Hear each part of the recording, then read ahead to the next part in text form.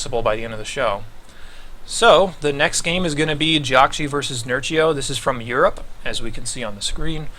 This game is going to be on Frost, and another TvZ once again, as there is a lot to learn from. But this particular game I just thought was really cool. We're going to watch it from the Terran perspective. So, yeah, look out for that. I guess it'll be a little more of the Terran doing better than last game where they just kind of threw the game away. But either way, so here we are, we're loaded up. Go ahead and jump into the game for you guys. Hide the timer. People don't typically like to see that. So, let's talk a little bit about Frost, or basically any 4-player map in general. A lot of the time, you're not going to experience a lot of cheese on here because it's harder to figure out where your opponent is. So your opponent's going to take a lot longer to scout you more often than not, so you can afford to be a little more greedy on this map. But at the same time, you can also exploit your opponent being a little more greedy by opening up with some sort of fairly aggressive opener. But if you're Terran in the situation, I would say Reaper is basically the best build to follow up on no matter what you do. So JJAKJI going to move down here and start walling off here. This is all very normal stuff, but the question is whether JJAKJI is going to open with Command Center first, or whether he's going to open up with Reaper. And quite frankly, on this map, neither one is really a bad choice.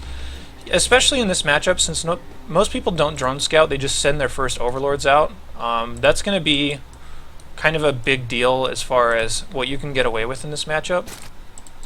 And it looks like Command Center first, based upon this SCV just walking back. So I think we're going to see Command Center first against Hatchery first, and then JJAKJI can decide when and how, or whatever, to drop his third Command Center, based upon what the Zerg is doing. Or some people just do it blind on this map, thinking that, well, they won't pressure me, so it should be a pretty safe play either way.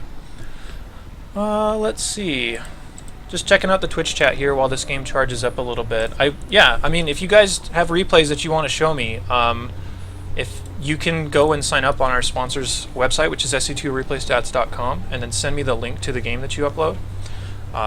They're a really cool site, by the way. They offer a lot of really cool replay analysis stuff, and they're working in partner with me to kind of help people get better at the game. So, still, like I said, Command Center first. Nerchio has no idea what's going on around the map. Nerchio adds on his pool at a fairly normal time. I think maybe one drone is in between there, so being fairly safe. Still, for Nerchio, he's playing fairly blind as well, so he has to assume something like Reapers is going on. But if you're JJAKJI, he's just kind of taking advantage of that. And typically, if you're going to scout, I'd say with an SCV, you'd probably want to scout out just shortly after your Command Center drops, so you can decide if and when to take your third Command Center. So here comes the SCV scout right now, and we know that he's heading in the wrong direction.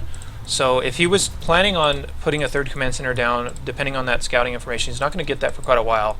And just to give you guys that kind of information, typically what you can do as far as dropping your third Command Center on a Command Center first type of opener is check to see if they're mining gas. A lot of Zergs, once they realize you've gone Command Center first, will just take a third hatchery and just be like, well, there's not much of a reason for me to try and all in here because, you know, I respect my opponent. They're probably not going to die to something like that. But so if you walk in here with your SCV as Terran and you can see that they're not mining gas, then taking a third Command Center is completely on you. So you can take it pretty much whenever you want. The gas is going to basically indicate what type of tech they're going for and what time they're going for it. So if they're mining a lot of gas and you have 2 Command Centers on a Command Center first and like no units, then that's when you should start to get worried and add on production structures rather than another Command Center. So SCV coming in here now. Nerchio, getting the benefit of JJAKJI scouting last, is going to come in here, or rather try to deny the scout from coming in here. And still, like I said, if JJAKJI knew that there was no gas being mined, it finally does get started for Nerchio now, but if he knew there was no gas being mined this entire time, he would just say, alright, cool, third Command Center on the way for me right now. Another factor you can factor into this is that the SCV has gone out this long. He can see the game timer. He knows that there's no Zergling speed by now, so it's not going to be anything terribly super aggressive. And yeah, he just drops the third Command Center anyway. So he just says, well, either I have enough information on this player to know that I can more than likely do this, or the fact that there wasn't speed done for these lings quite yet means that he's probably not mining gas, so I'm just going to take a third Command Center anyway. But behind this, in this matchup, almost always you're going to go for a Reactor Hellion opener, so that you can start to pressure the Zerg and deny their bases, or at least kill some drones or something like that. So the factory coming up right now is what JJAKJI is aiming for. Tech Lab on the barracks just to start up Stim or something like that, or it could be for something like a Cloak Banshee, but you usually see the starport started by now. So third command center on the way like we were talking about, and yeah, it's just going to be for Stim. So we're going to watch JJAKJI kind of get out on the map with these Hellions and see what you can do. If you were to pair this with Reapers, let's talk about that opener once again, because that's such a solid opener. You can deny this base for quite a long time with your Reaper, and you can get in there and you can scout over and over to figure out what your opponent is doing. Of course, Nerchio is going to have a wall here, which is exactly what they're going to do, which means that you really shouldn't commit too hard to Hellions. You should probably just make the traditional 6 and then just stop making them for basically, they're going to kind of go through their uses at that point. You're not going to do too much more if you keep making Hellions at that point. Double engineering bay on the way as well for JJAKJI, so being quite greedy here. But still, his reads are good. I mean, he sees that there's a wall here, he sees that there's a third base building down there. He can assume that nobody's going to build 2 evolution chambers and then just all in right afterwards, so he's safe to start being a little bit greedy. He's going to start his own double upgrades, and he needs to get these SCVs back to work. Roach Warren is now on the way now, so this is going to change a little bit. Most people will usually have the Roach Warren done by now if they wanted to start making those to stop a big Hellion attack. So the Hellions coming out here, again, are fairly normal. This is the normal 6 you're going to see in pretty much any game, and they just have so much utility as far as controlling the map. You can get a lot of scouting information to prepare for all-ins and stuff like that. But like I said, JJAKJI seeing these 2 evolution chambers at the front of the base, researching, it's just going to mean that he's not going to be experiencing any sort of all-in, so he can start being pretty greedy here. There's 7 Roaches on the way though, and that's way too much just to stop Hellions. It almost looks like a full-on Roach build from Nerchio. Yeah, he just continues to add them on, so we need to see how JJAKJI responds to this. Since I know a lot of people do have a lot of trouble with these big mid-game Roach plays, it can be one of those weird compositions where either you just outright win or you outright lose a lot of those battles, depending on how many Roaches there are and depending on the upgrades. Zergling speed just finally getting started now. It's such a late speed. It's usually the first thing that you get with your first 100 gas, but either way, JJAKJI taking the third base here, going to start walling it off just a little bit. You can put a bunker right there as well to help mitigate Zergling damage and stuff like that. But JJAKJI, again, getting his 1-1 upgrades. He needs to figure out that this is Roach sooner rather than later, because if you are going against Roach, you're better off if you start to mix in things like tanks and Marauders, rather than just Marines and Medevacs and maybe Mines or something. Fortunately, he is producing Marauders. I don't know how much he knows right now, and yeah, I don't think he even knows about the Roaches being on the map, unless he's already lost his Hellions, which would make sense, but this Roach is really derping out over here. So yeah, I guess we'll have to see how he's able to manage this. This is a ton of Roaches though, and Nerchio's drone count isn't all that high, so we might actually be seeing one of these big mid-game attacks with a lot of Roaches, and it'll be up to JJAKJI to sniff that out and be able to stop it before he takes too much damage. So the Hellions are still on the map, so they have not met each other. But still, he should be able to figure this out. He does see some Roaches out on the map, and that could still be some kind of safety Roaches. It doesn't mean anything quite yet. So we have to see how JJAKJI is able to manage this. Now he's catching these Roaches, and now he's forcing Nerchio to show his hand. He's saying, well, if you want to not lose these Roaches, you're going to have to show what else you have. And now he sees all the Roaches, so he has to be like, oh man, I need to really change what I'm doing quite a bit here, otherwise I'm going to be in a lot of trouble. So this is what he does. He says, okay, I'm probably going to be experiencing some type of big attack, and Nerchio is moving across the map with a big attack. He's going to say, well, either you're going to have to pull back and deal with this, or you're going to lose a lot, and if I hold, then I basically win. So Nerchio's just saying, well, I'm already committed, so I'm just going to keep going up here. And JJAKJI abandoning his third base right now, sending all of his SCVs back, and he desperately needs to get these extra bunkers up.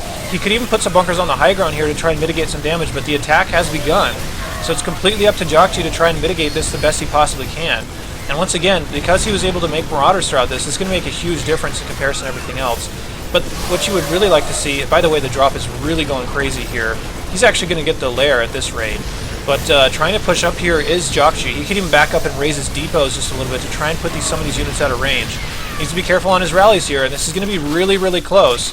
JJAKJI is going to have to, yeah, pull SCVs to try and deal with this. But still, like I said, this drop is just absolutely wrecking everything over here. If, you know, that's one thing I really have to criticize JJAKJI for, is that if he was able to just load up in these medevacs and accept the damage and come back and stop this, it would have definitely put an end to it for absolutely no problem.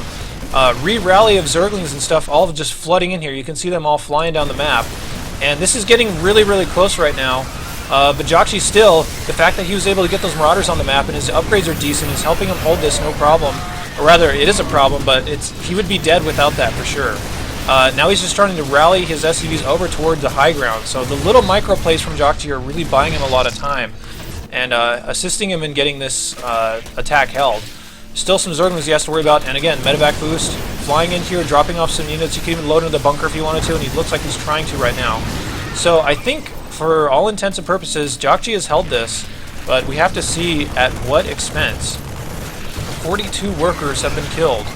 So he's kind of in a bad way, but at the same time, if we look at the army supply, there's really nothing on the field other than Zerglings for Nerchio right now. So, and his low drone count basically means that JJAKJI is going to have a ridiculously scary army getting built up here, especially with the mules allowing him to recover here. He's still not that bad on workers. 36 seems pretty bad, but at the same time, if you have that many mules off 3 command centers, and especially if your opponent has committed so much into roaches, he's not going to be able to do too much. He also lost his lair, so it's not like something like Mutos is going to be coming up anytime soon. So this is what I am kind of building up to. So any type of big roach play in the mid game is going to mean that he needs one attack to win the game. And if they don't get that with roaches, then almost always you can just build up your unit composition like you normally would, start mixing in Marauders, maybe a tank or two like we can see coming out right now. And there's no way he's ever going to be able to build up enough roaches to push this off if you're on his doorstep and with a lead. So he's realizing that, and he's just basically saying, I could either stay home and be careful, or I could know that there's no way his unit composition is going to scale the way it should. And yeah, he just walks over there and kills him, and he just says GG. So interesting game. Let me just jump into the post-game screen here. I'm reading the Twitch chat right now. But I guess the things that need to be said here for Terran is that, number one, you need to figure out what your openers are. You need to figure out when to drop that 3rd command center if you're opening command center first. And then you need to figure out what's going on with them sooner rather than later, whether it's through a scan or through Hellions trying to get in there or whatever. Even just trying to poke in there and see what units respond to your units is going to help out a lot. And the earlier he would have prepared for that, the less damage he would have taken. He could have maybe had a tank out by then. He could have swapped off some add-ons in his barracks, gotten more Marauders and stuff like that. People want to know when this game happened. This was Season 1 of WCS this year, so that would be sometime like February, 3 months ago, I'd say. So these are Season 1 replays we're going back through since they do release all their replays, and I just pick out stuff that I think is really cool to watch, people can learn a lot from, that's interesting games and whatnot. So yeah.